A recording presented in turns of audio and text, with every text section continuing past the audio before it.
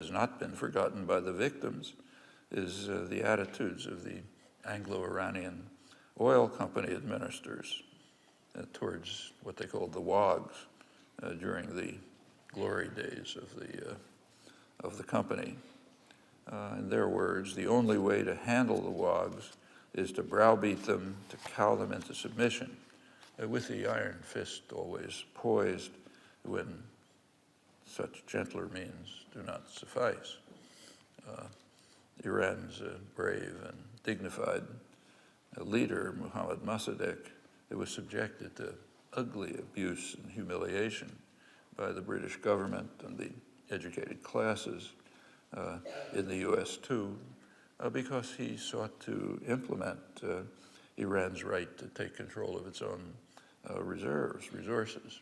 These, incidentally, are called our resources in internal documents, which by accident happen to be somewhere else. Mossadegh was a dedicated constitutionalist. He insisted on keeping the completely nonviolent means, like Allende, and he paid for it with the U.S.-UK military coup in 1953, which was greatly lauded in the West. So the New York Times editors, for example, soberly explained that underdeveloped countries with rich resources now have an object lesson in the heavy cost that must be paid by one of their number, which goes berserk with fanatical nationalism. It's perhaps too much to hope that Iran's experience will prevent the rise of Mossadeghs in other countries, but that experience may at least strengthen the hands of more reasonable and more far-seeing leaders who will have a clear-eyed understanding of the principles of decent behavior, meaning crawl properly and say uncle when you're supposed to. And it did for many years, though by the 1970s, the tide of independent nationalism could no longer be crushed by violence. These attitudes are so close to the surface that they break through at the slightest provocation. That happened at once when the WOGs asserted their rights in the early 70s and sought to overcome the sharp decline in oil prices relative to other commodities, which had been so beneficial to the West, thanks to its effective controls.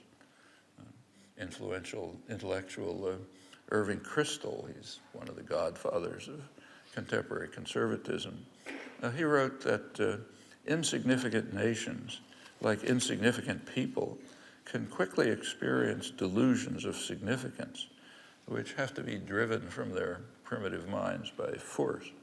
In truth, he explained, the days of gunboat diplomacy are never over. Gunboats are as necessary for international order as police cars are for domestic orders. Thoughts widely echoed. Sometimes humiliation can take slightly more subtle forms. One was the topic of a lecture here 2 years ago in honor of Edward Said by Rashid Khalidi. His title was Human Dignity in Jerusalem. Perhaps some of you heard it. Khalidi discussed a project of the Simon Wiesenthal Center, which is dedicated to promotion of human rights and dignity. The project was to build a center for human dignity in Jerusalem. The site they chose is the Mamilla Cemetery in Jerusalem, the most venerated Muslim burial place in Palestine, where companions of the Prophet are reputedly buried, many other honored figures. Actually, parts had already been taken for a parking lot on the site of Israel's Independence Square. The idea of desecrating a cemetery to construct a center for human dignity could only occur to people so dedicated to humiliation of their victims that they can't perceive what they're doing. There was an appeal to bar the project. It was denied by the Israeli Supreme Court. Well, finally, I'd like to say a few words on how these themes, which just run through history, how they arise in the foreign policy issues that are of primary significance for U.S. policymakers and for the U.S. political class, at least if we judge by the presidential debates, Chuck Hagel senatorial hearings, and the coverage they've received. There was a foreign policy debate, the last of the debates before the election. The two contestants, the two countries predominated overwhelmingly, Israel and Iran. Obama and Romney, two candidates, vied with each other in proclaiming their undying loyalty to Israel and in identifying Iran as the gravest threat to world peace.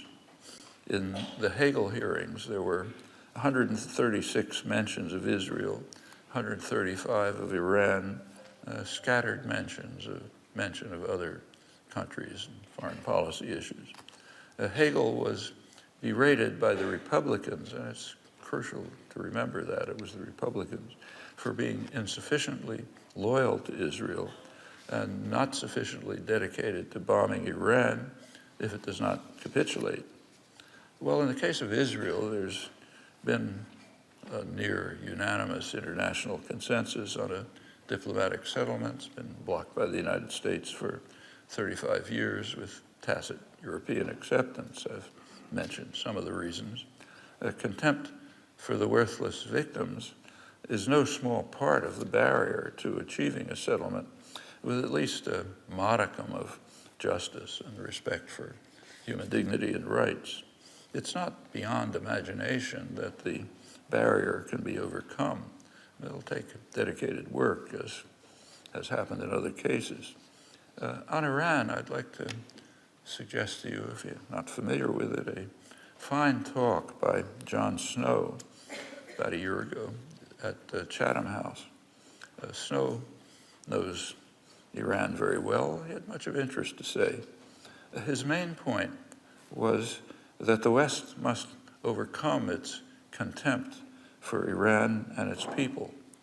He ended the talk by calling for esteem, esteem, esteem. We should respect Iran, its history, its civilization, while also making it quite clear that we condemn its government. We should engage with Iran by trade, cultural interchange, other measures. He brings up one highly successful case, a cooperative exhibition of Iranian artistic treasures by the British Museum and Iran. Actually, there's another example, more recent. There was an international congress in Tehran last October on HIV/AIDS. American scientists participated. Just a couple weeks ago was the annual meeting of the American Association for the Advancement of Science, the main scientific organization. The U.S. participants in the Tehran conference described Iran as a model for the rest of the region in its response to AIDS, and added that we can learn a lot from what Iranians are doing, or could, they add, if it weren't for the fact that these efforts are now being severely undermined by the harsh sanctions. But going back to Snow, the most important step he emphasized would be to overcome the contempt that has guided the West for a century. It's primarily Britain, the United States, since it largely replaced Britain in 1953, when the two overthrew the parliamentary government, installed the harsh tyranny of the Shah. I won't review the disgraceful record of contempt and purposeful humiliation.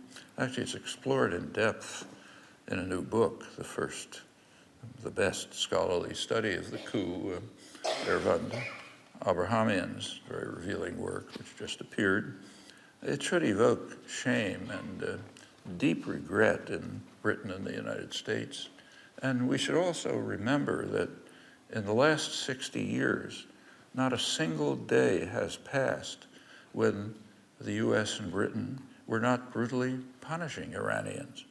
First by installing and backing the Shah, then by supporting Saddam Hussein's aggression, then harsh sanctions, now the open threat of war, which is a violation of the UN Charter of any sentimentalists among you care.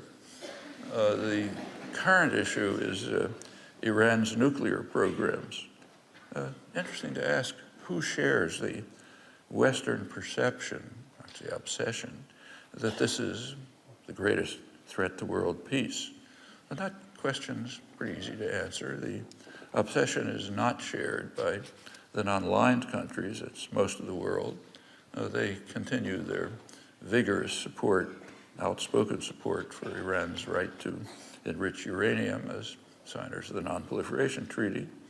It's not shared in the Arab world, where the population dislikes Iran for all kinds of reasons that go way back, but does not consider it much of a threat. Now, the population does perceive threats, primarily Israel and the United States. The people I'm talking about. Western commentary keeps to the oil dictators who do see Iran as a threat. This helps explain why the West is so opposed to democracy in the Arab world. If you had any, disregarding the usual boilerplate, if you have some kind of functioning democracy, public opinion has some sort of influence on policy. And the last thing that the West wants is for policy to focus on the threats that are perceived of the U.S. and Israel, and not on the threat that the West is obsessed with, the alleged threat of Iran. Well, secondly, whatever the threat's alleged to be, is there a way to address it, short of sanctions that punish the population and war? Well, there are a number of possibilities. One approach would be to try to revive the Tehran Agreement of May 2010. Then Iran accepted a Turkish-Brazilian proposal to send a low-enriched uranium for storage abroad in Turkey, and to have the nuclear powers satisfy Iran's needs for its medical reactors. The U.S. government and the media bitterly condemned Turkey and Brazil for overcoming the greatest threat to world peace. And Obama quickly rushed through new sanctions at the United Nations. The U.S. refused to accept yes for an answer, as quoting Muhammad al-Baradei, the former head of the International Atomic Energy Agency. The Brazilian foreign minister was rather annoyed by this, and he released a letter from Obama to President Lula da Silva of Brazil, proposing exactly what Turkey and Brazil had achieved.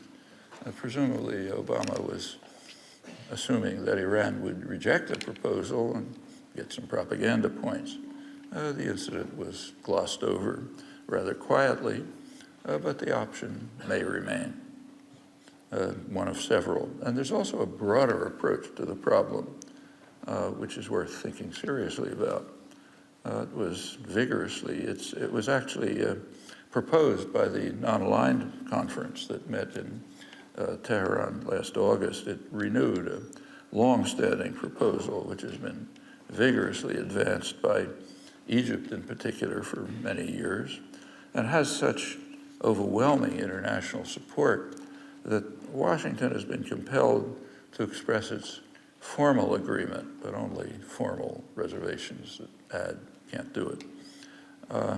It's also supported by some of the most prominent U.S. and Israeli strategic analysts.